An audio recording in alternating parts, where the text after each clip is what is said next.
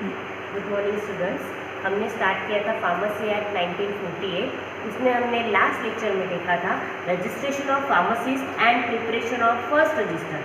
तो जो हमने रजिस्ट्रेशन ऑफ फार्मासिस्ट देखा था उसमें देखा था कि कैसे रजिस्ट्रेशन होगा। हमें अगर प्रिविलेज हमारा जो प्रोफेशन ऑफ फार्मेसी है उसे मेंटेन करना है तो हमें क्या करना है, साइंटिफिक एंड जो भी नॉलेज है, साइंटिफिक नॉलेज है जिस पर्सन को एज ए रजिस्टर्ड फार्मासिस्ट हम उसे ही एनरोल करेंगे। मीन्स साइंटिफिक नॉलेज किसे आएगा, जो भी रजिस्टर्ड फार्मासिस्ट है, ऐसे किसी को भी हम ले नहीं सकते। उसके लिए अगर आपको रजिस्ट्रेशन करना है तो आपको कौन से पॉइंट्स को फॉलो करना पड़ेगा। फर्स्ट रहेगा full name and address of the person, then his qualification, then his name of the date on the register, and अगर वो अदर टेरिटरीज से आए तो उसे भी ले सकते हैं हम। एंड देन अगर वो किसी कंपनी में काम कर रहा है या फिर किसी फार्मेसी में वर्क कर रहा है तो उस पर्सन का नेम एंड एड्रेस, ये सब हम रजिस्ट्रेशन ऑफ फार्मासिस्ट में देखेंगे। और उसके बाद हमने देखा था प्रिपरेशन ऑफ फर्स्ट रजिस्टर। तो प्रिपरेशन ऑफ फर्स्ट रजिस्टर में हमने क्या देखा था कि सबसे पहले स्टेट गवर्नमेंट क्या करेगी, एक कमेटी बनाएगी किसकी, रजिस्ट्रेशन ट्रिब्यूनल की। रजिस्ट्रेशन ट्रिब्यूनल में कितने लोग रहेंगे, 3 पर्सन्स रहेंगे और 1 रजिस्ट्रार रहेगा। वो 1 रजिस्ट्रार क्या करेगा, जो भी आपके एप्लीकेशन आएंगे उन्हें चेक करेगा और जो भी एप्लीकेशन रहेंगे उन्हें चेक करके क्या करेगा, अगर वो सेटिस्फाइड है कि जो भी पर्सन का एप्लीकेशन आया है वो पर्सन एक क्वालिफाइड पर्सन है तो फिर क्या किया जाएगा, उस पर्सन का डायरेक्टली नाम एंटर किया जाएगा इन द फर्स्ट रजिस्टर और वो फर्स्ट रजिस्टर देन पब्लिश हो जाएगा। लेकिन अगर किसी पर्सन को लगता है कि मैंने एप्लीकेशन किया था बट मेरा नाम नहीं आया तो उस कंडीशन में वो पर्सन विदिन 60 डेज में क्या कर सकते हैं, एप्लीकेशन कर सकते, अप्लाई कर सकते फॉर नेक्स्ट पार्ट। मीन्स तब रजिस्ट्रेशन ट्रिब्यूनल और एक बार क्या करेगी, चेक करेगी और उस पर्सन का सर्टिफिकेट उसे अलाउ करेगी। ठीक है, ये हो गया था प्रिपरेशन ऑफ फर्स्ट रजिस्टर। अब हमने देख लिया प्रिपरेशन ऑफ फर्स्ट रजिस्टर, तो उसके लिए सिर्फ क्वालिफिकेशन क्या चाहिए। अगर किसी पर्सन को फर्स्ट रजिस्टर में हम अपना नाम एनरोल कराना है तो उस कंडीशन में उसके पास क्या क्वालिफिकेशन चाहिए, क्या क्वालिफिकेशन होगी तब जाके उसका नाम एंटर होगा। तो सबसे पहले हम देखेंगे कि वो जो भी पर्सन रहेगा उसने कितना एज अटेंड करना चाहिए, 18 years of age. Means a person who has attend the age of 18 years, उस पर्सन का मिनिमम एज होना चाहिए 18 ईयर्स। ओके, देन उसके बाद सेकेंड पॉइंट क्या कहेगा, his name entitled in first register with prescribed fee. फिर उस पर्सन का नाम एंटाइटल किया जाएगा in the first register with prescribed fee. Prescribed fee के साथ उस पर्सन का नाम एंटाइटल किया जाएगा। एंड देन नेक्स्ट रहेगा अ डिग्री और डिप्लोमा इन फार्मेसी। एक तो पहले हमने क्या कहा कि उस पर्सन का एज 18 ईयर्स होना चाहिए। फिर हमने क्या कहा कि उस पर्सन का नाम हम एंटर कर सकते फर्स्ट रजिस्टर में, लेकिन उसके साथ उसे क्या लगेगी, प्रिस्क्राइब्ड फी लगेगी। अब उसके बाद हम देखेंगे कि उसे कौन सा क्वालिफिकेशन होना चाहिए। वो पर्सन क्या होना चाहिए, डिग्री और डिप्लोमा। एक तो उसका डिग्री होना चाहिए या फिर डिप्लोमा इन फार्मेसी, डिग्री और डिप्लोमा इन फार्मेसी और फार्मास्यूटिकल केमिस्ट्री। एक तो उस पर्सन का डिग्री और डिप्लोमा फार्मेसी में होना चाहिए या फिर फार्मास्यूटिकल केमिस्ट्री में होना चाहिए, और अ केमिस्ट और ड्रगिस्ट डिप्लोमा, या फिर उस पर्सन के पास केमिस्ट और ड्रगिस्ट का डिप्लोमा होना चाहिए इन इंडियन यूनिवर्सिटी। कहाँ से, इंडियन यूनिवर्सिटी से होना चाहिए।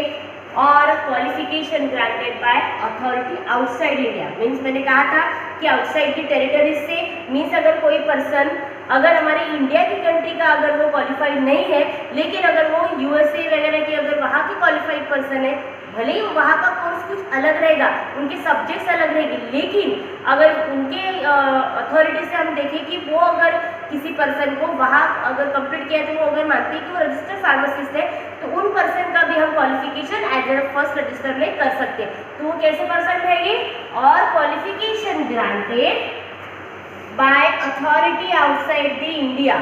मीन्स जो पर्सन क्वालिफाइड है लेकिन आउटसाइड द इंडिया है तो उस पर्सन का भी हम नेम एनरोल कर सकते हैं। पहला पॉइंट क्या था, अ डिग्री और डिप्लोमा इन फार्मेसी और फार्मास्यूटिकल केमिस्ट्री और अ केमिस्ट और ड्रगिस्ट डिप्लोमा।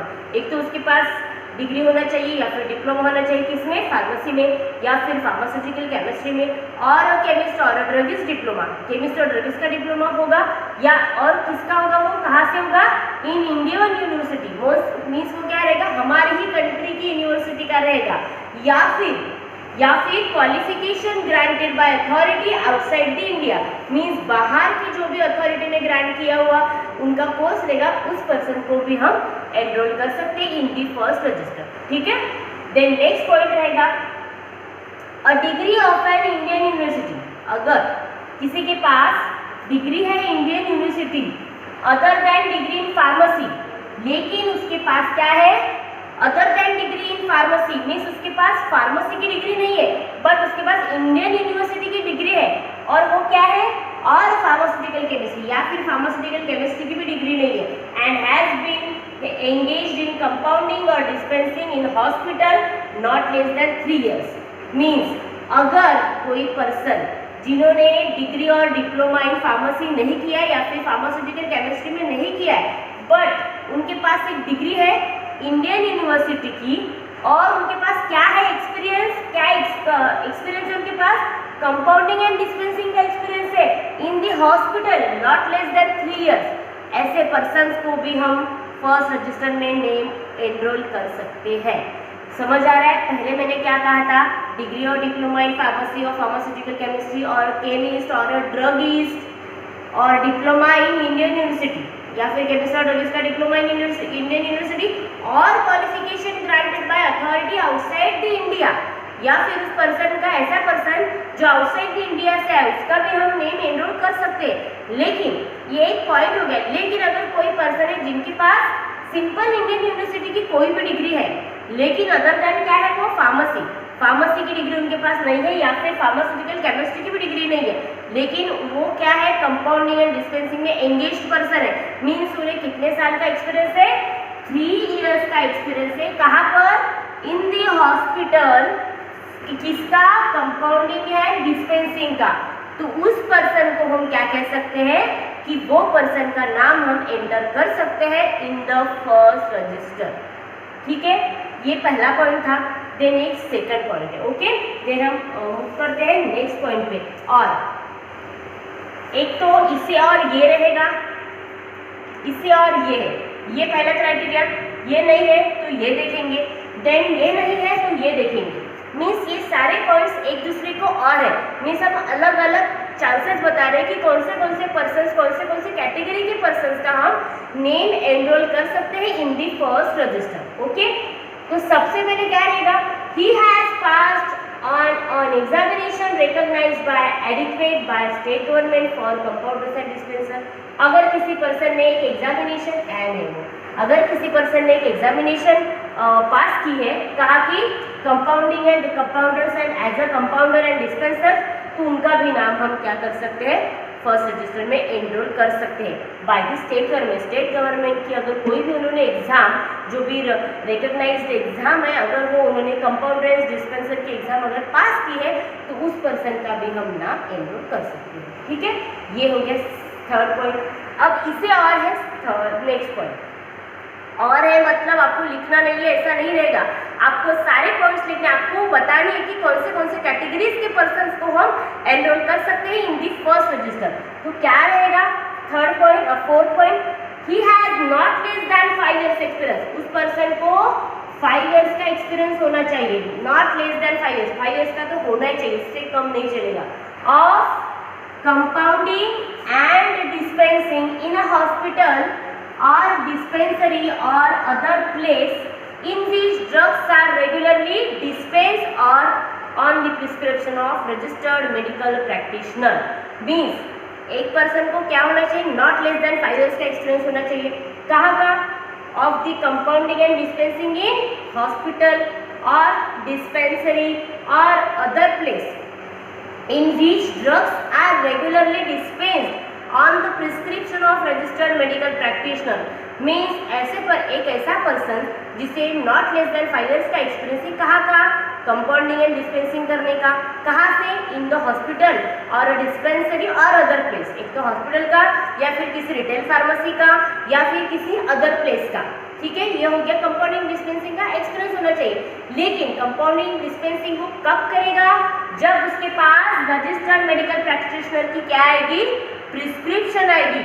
अदरवाइज उस पर्सन को हम, अगर कोई OTC ड्रग दे रहे तो उन्हें हम एज अ फर्स्ट रजिस्टर में हम उसका नाम एनरोल नहीं कर सकते। ये पॉइंट समझा कि सबसे पहले हम क्या देखेंगे, नॉट लेस देन 5 इयर्स का एक्सपीरियंस होना चाहिए और वो पर्सन का क्या होना चाहिए, कंपाउंडिंग एंड डिस्पेंसिंग होना चाहिए। लेकिन कहाँ से, एक तो हॉस्पिटल से या फिर डिस्पेंसरी से या फिर कोई अदर प्लेस से।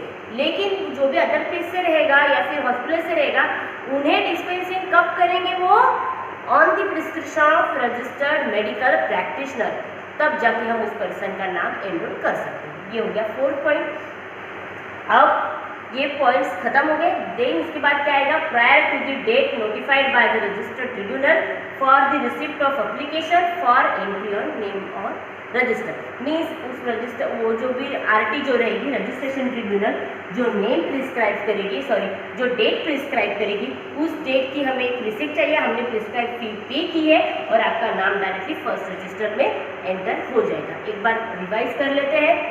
क्या देखा आज हमने, qualification for entry on first resistor. सबसे पहले उस पर्सन का एज कितना होना चाहिए, 18 ईयर्स का एज होना चाहिए। देन उस पर्सन ने एंटाइटल अगर फर्स्ट रजिस्टर में करना है तो उन्हें प्रिस्क्राइब फी पेड करनी पड़ेगी।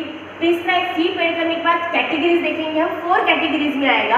फर्स्ट कैटेगरी रहेगी, एक तो हमारी फील्ड का है, हम फार्मेसी फील्ड से अगर हमारी फील्ड का पर्सन है तो वो डायरेक्टली फर्स्ट रजिस्टर में एनरोल हो सकता है। हमारी फील्ड का मतलब डिग्री और डिप्लोमा इन फार्मेसी और फार्मास्यूटिकल केमिस्ट्री और केमिस्ट और druggist diploma in Indian university और qualified granted by authority outside the area, या फिर कोई बाहर का पर्सन जो क्वालिफाइड है वो। एक उससे और रहेगा, a degree of an Indian university other than degree in pharmacy और pharmaceutical chemistry has been engaged in compounding and dispensing since last 3 years.